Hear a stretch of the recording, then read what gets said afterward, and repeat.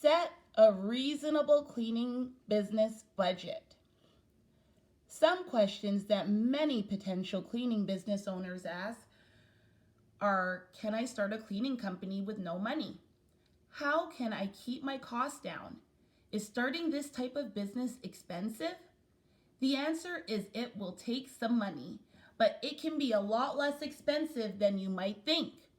Performing most of your cleaning jobs solo will help keep more money in your pocket, but budgeting is about more than how many hours you work.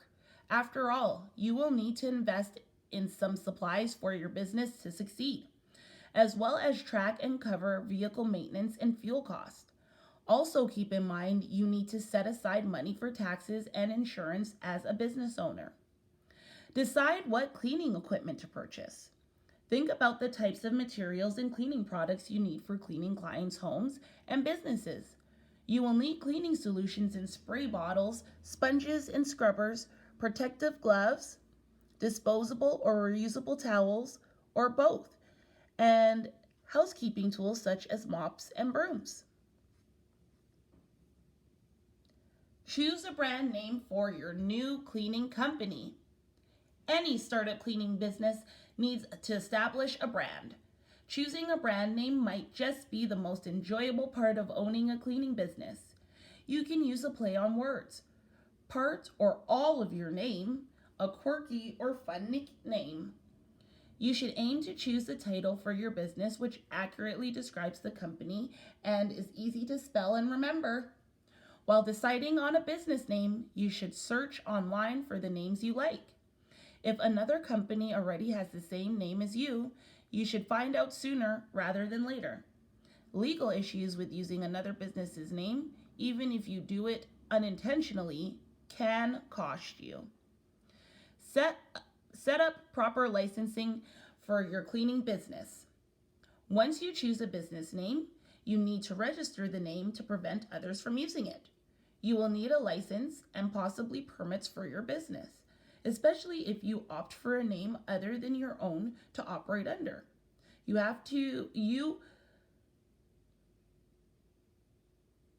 Sorry guys, 1 second. You two have business. Okay, under. So you have to have business insurance, liability insurance, or other protections. Working in clients' homes is not always free of risk. So business insurance can help protect both you and your clients in case something goes wrong. Start marketing your new cleaning company.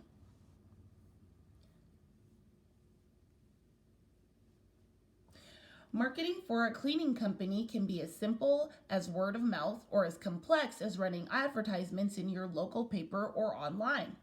You might print flyers to advertise your services, start a website or email campaign to get the word out. Invest in digital marketing or post signage on your property or other locations with permission. If you have 1 or 2 clients already, you can ask for referrals from satisfied customers. You can even offer referral coupons or discounts to encourage existing clients to direct more work your way. Make customer service a top priority. Cleaning is a straightforward occupation. You remove dirt and make surfaces shine. But in customer service roles, you need to put client needs first. And that means being available to potential and existing customers, responding promptly to service and quote requests, and following up with clients to ensure repeat business. To effectively manage the technical side of your cleaning business, you need a means of communication with your clients.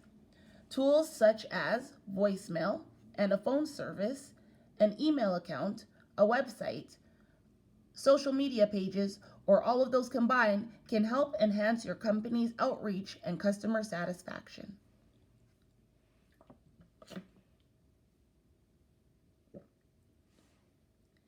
Get organized with cleaning software to run operations smoothly. Cleaning software can help you organize and oversee your business with less stress than a pen and paper method. Imagine even trying to keep your employee or contractor schedules, customer list, account notes, and payments info in a spreadsheet. It gets cumbersome and confusing really fast, even with systemized sheets. and all-in-one software removes all of that confusion. So you may be wondering how my daughter is doing. Despite COVID-19 and people staying home, she is up to 6 clients a week and is really enjoying it. She gets great satisfaction from a job well done. If you are considering getting into this industry, perhaps now is the time to go into business for yourself or consider a company like Cleaning Pro, mentioned below, which does not require any previous experience. Wow. So it looks like a lot is going on in Daryl's own personal household, so he was able to throw his own story into pretty much giving us a rundown on how to start up a cleaning business. That is awesome. And he put that all in one newsletter, just based off of the housekeeping industry. Oh, guys, this is like super cool. I'm really about this newsletter, and I'm really happy that we are able to start sharing them with you guys. Warehouse industry opportunities. So,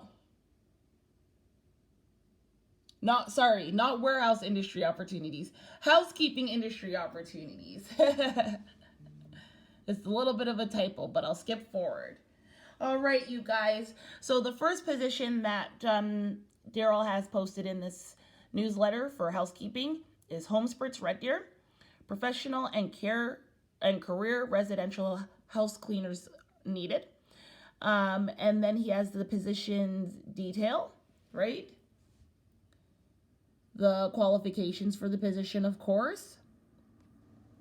What experience and education you would need. A company overview. The hours, this is not full-time employment, but a contract position as a residential cleaner. Contract length, 12 to 60 months. Part-time hours, 10 to 40 per week. So he gives a lot of details about the hours, the wage. You can choose your availability of time or geographical areas. Then there's a note of what needs to be done, how the hiring process works. Complete hiring survey there. Submit resume when requested. Submit police background check. Oh, sorry. It's my own personal text messages. They just pop up on my computer. Apologize. Okay. When we're back. And he even has some COVID-19 restrictions that are usually attached, I guess, now to the any ads or Indeed ads or career site ads that you look at, right? Those are really important. Then he has another posting on the second page here for Cleaning Pros, their address, again, the position details, what experience is needed. No experience required, but you must have your own means of transportation. Education, company overview, the hours that you would be covering in that position. Sorry, my pad's moving a little weird. The wage for that position. And a note about the position, who to contact, and COVID-19 restrictions. Very, very cool. And that is the end of the housekeeping newsletter. So that's all the things that Daryl includes in his newsletters, guys. So much useful information, and we cannot wait to be sharing the information with you. We will be covering quite a few of the newsletters here because we want this to be something that you guys regularly participate in and kind of get information on. Okay, so without further ado, I'm going to move on to March 8th newsletter, which was last week's newsletter. Okay, we're almost up to this week's newsletter. I'm going to try to get us caught up as quickly as possible. I won't read all of the details for this welding one, as I know I don't have too many welders here in our group, in our employment services specifically, but that's okay. I still want you guys to be aware of all of the information of all of the industries out there, because you know what? You never know. Maybe one of you guys does want to go into a trade of welding. And if so, we have some information for you to get you started. The future of metal fabrication industry looks bright, and this market is likely to thrive over the next 2 to 3 years. This week's focus is the welding and fabrication industry. I recently had the opportunity to meet with employers in the industry who share valuable labor marketing information to share with you as you explore this industry. Thanks, Daryl. Welding and fabrication industry trends. Sorry, guys. Let me move my mouse over so it stays out the way. New welding trends. As I have stated in my previous newsletters, we are now moving into a decade of automation and the use of artificial intelligence. But what does this mean for the welding industry as it moves into a new decade with a growing demand for welders and a lack of skilled workforce? Welding plays an important role in repair and life extension of manufactured products. Newer welding techniques. There we go. Oh, there we go. Okay. In the 2010s, we saw more implementation of newer welding techniques such as friction stir welding and laser welding.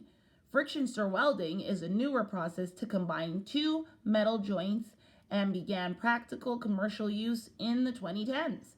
It is a process that relies on the heat created from the friction of a quickly moving welding head in contact with the two pieces that need to be welded, which then melts the metal and then forms a weld as it cools. It is a solid state joining process that uses a non-consumable router bit that plunges into differing or similar metals, spinning at a high rate of speed while applying pressure as it travels along the weld seam to join the metals. Laser welding is similar in the way it forms the joint, but instead relies on the heat created from laser energy. Both of these types of welding offer solutions for both speed, quality, and safety of welding, which is a trend that will continue into the 2020s. Daryl also goes into welding safety. He discusses the decrease in skilled labor. He also discusses rising of welding robots. So that'll definitely be a big trend in multiple areas coming up, it seems. Let's see. Like I said, I won't go through the whole welding newsletter and all the welding trends in this newsletter, but we'll just cover a couple of things. How to start, establish, and grow a welding or manufacturing business. So I find it really cool how Daryl has included this information within the newsletters. If you were to go and start your own business, how would you go about doing that? What are a few first steps and even last steps to getting to where you need to be? As he showed us in the housekeeping letter and now in the welding newsletter. It's very cool. So there's quite a bit of discussion about that as well. So maybe I will read just a little bit of the interview here on how to start, establish, and grow a welding or manufacturing business. And I really want to share as much information as I can with you guys, with also trying to keep your attention, just because I find this information so useful, because you never know when you're going to use things. I've now come to learn that you never know when you are going to need to know something in your life, so it's better to just know it all if you can. All right. So how to start, establish, and grow a welding or manufacturing business. After observing that many welders who own their own shops also work for someone else, David Zielinski, owner of www.gowelding.org, saw the need for practical information about building successful welding and manufacturing businesses from the ground up. His own experience convinced him that this subject had never been covered properly and inspired him to write the Welding Business Owner's Handbook. Zielinski recently answered some questions for thefabricator.com. Question: is there an ideal candidate for a welding business owner? Zielinski: any welding or manufacturing business owner needs to be outgoing and not scared of rejection. You need to have an uncontrollable desire to succeed and enjoy dealing with people. As I wrote in my book many times, people buy from people they like, and that is a fact of life.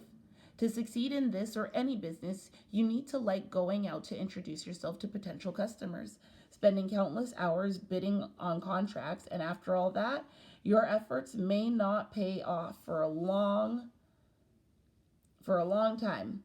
Besides being a people person, you need the creativity to come up with new or innovative business ideas that nobody else is doing. Any business in general is a gamble, and you need to keep a laser-like focus on the ultimate goal, which is locking in contracts at all cost. Question. Conversely, what type of individual is not suited for the role? I hate to be the bearer of bad news, but here is the truth. Most welders, fabricators, and machinists are not good candidates to run a business. Craft professionals don't like getting involved in politics, nor are they the outgoing sales and networking types. If all you want to do is weld or fabricate, then a business is definitely not for you. Ask yourself this: am I willing to spend the next few months knocking on the doors of strangers? If the answer is no, then a business is not for you. Welders need to understand that if you don't have a paying customer, then how can you expect to strike an arc? This simply tells you that a business is not for you. Save your time and money for things that you enjoy. Question. How well should a potential owner be able to weld before considering opening his or her own business? Zelensky. It all depends on where they are starting from and the industry they want to service. Since this is a tough question to answer, I will give a couple of examples. Starting a one-person mobile welding business and starting a metal fabrication shop. The book also covers starting a manufacturing business. Okay, so I'm going to read through a couple of the descriptions of each. A one-person mobile welding. I would say you should at least be able to pass a 6G E6010 open route with a E7018 fill and cap welding certification and a stainless 6G open route TIG all the way out certification. At the very minimum, you should be able to pass a 4G welding certification. A lot of welders don't want to hear that, but you need to remember that as a one-man shop, there is no one to turn to for help. You are on your own, and you really need to know what you are doing. Besides that, chances are that you are going to get some jobs that will require you to weld in some really tight places and sometimes with mirrors. It is just the nature of the business. A metal fabrication shop. If you are starting a one-person metal fabrication shop, you might be fine with a 3G, MIG, and stick certification. In this case, the business is more about fabricating and building products. On the other hand, if you have the financial freedom to hire welders and fabricators from day one, then you don't need to know how to weld. However, you should have a strong enough industry background to understand the issues that come with working with metals. When it comes to welding skills, it is not easy to give a one-size-fits-all answer simply because welding is involved in so many industries. If you are planning to open a welding business, you need to develop a business plan. Most welders think business plans are a waste of time.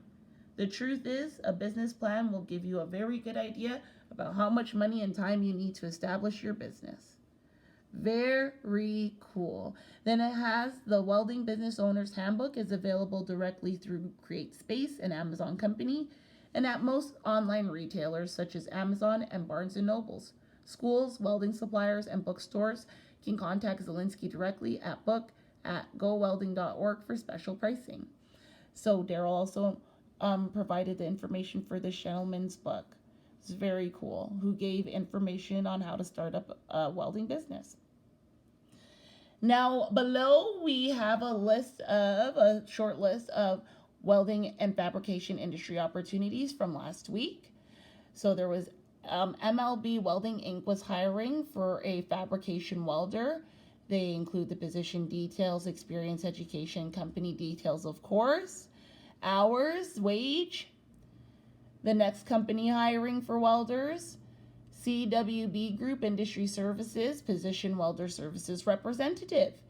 Position details, experience, education are included, as well as company details, hours, and wage.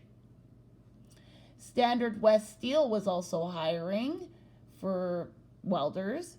Position details, experience, education, company details, hours, and wage are also included. And that's how we end off the welding newsletter.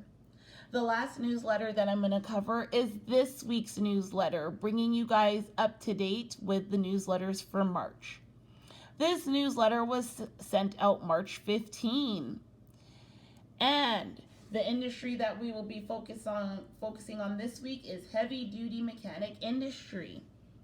For heavy duty equipment mechanics over the period 2021 to 2028, new job openings are expected to total 24,200. That's a lot of new jobs in the next 7 to 8 years.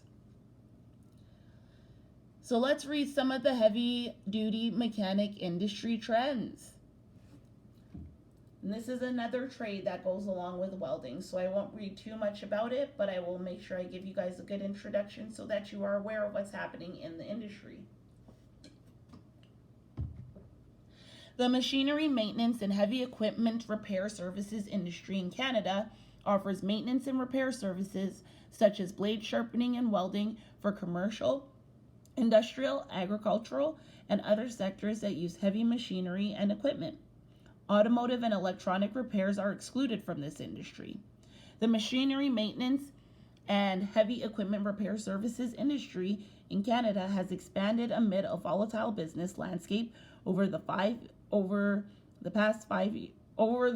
years to 2020. Industry operators offer repair and maintenance services for machinery and equipment to a vast scope of downstream industries. As a result, the performance of the industry is driven by the growth of the general economy, although some industries have a heavier influence. The growth of output tends to follow the growth of an industry, which increases the usage of machines and leads to investment in more equipment. This essentially increases demand and drives the expansion of the industry. The recovery of demand from several downstream industries is anticipated to benefit the machinery, maintenance, and heavy equipment repair services industry in Canada over the next 5 years. For example, the value of residential and non-residential construction and the size of the oil drilling and gas extraction industry in Canada are anticipated to increase over the next 5 years. Additionally, private investment is expected to improve significantly and grow the industry annually over the next 5 years, which is expected to drive activity and demand for repair and maintenance services. As a result of these trends, industry revenue is anticipated to rise an annualized rate. Is heavy equipment mechanic technician for you? Ooh, I like this. What is a heavy equipment technician? Heavy equipment technicians maintain, repair, and overhaul heavy vehicles and industrial heavy equipment and commercial transport devices connected to or moved by a power unit. Heavy duty equipment mechanics. Their objective: interest in precision working with hand and power tools to adjust equipment and repair and replace defective parts, components, and systems. And methods: interest in cleaning, lubricating, and performing other routine maintenance work, and in service attachments and working tools such as harvesting and tillage equipment, blades, plows, winches, and side booms.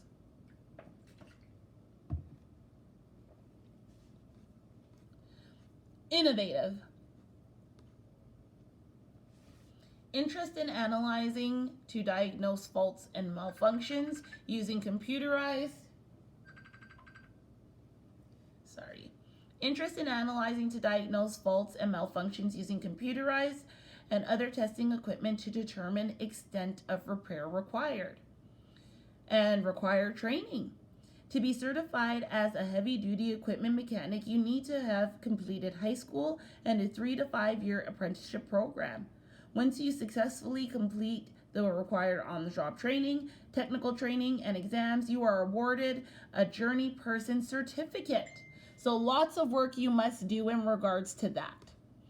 Okay, and some of the opportunities offered in the heavy equipment mechanic world, Union Tractor Limited is hiring this week for a journeyman heavy-duty mechanic. They have the position details, experience, education, company details, hours, wage, and an extra note included. Waste Connections, Inc. They're hiring a heavy-duty mechanic / technician.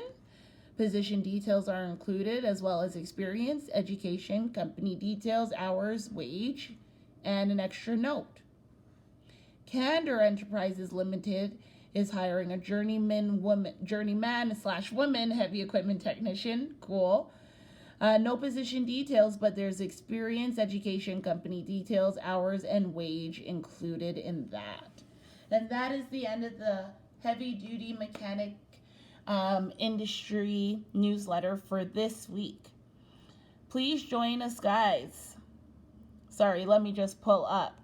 So that was the last letter for today. I'm just going to get our slideshow back up. Hold on. Oh, oops. I did it right. Yay. Awesome, everybody. Give me 1 second. Thank you for joining us for today's workshop, everybody. We are always happy to have you all participating with us every week. Also, please join us for the workshop discussion on Thursday. I expect you all to be there from 11 a.m. to 12 p.m. For all of our clients that are either job searching or are working and needing to maintain employment, please check our page daily for any updates on job fairs, job postings of the day, employment tips and tricks, and for any other announcements that may come up. We also have a YouTube page. And you can access it if you need to watch the workshop videos from there instead. I also want to remind you all to like our videos after you have watched them. For those of you who have made previous arrangements with your staff about letting us know when you have watched the workshops, please continue to do what is planned for you specifically. Thanks, everybody, and have a fantastic day.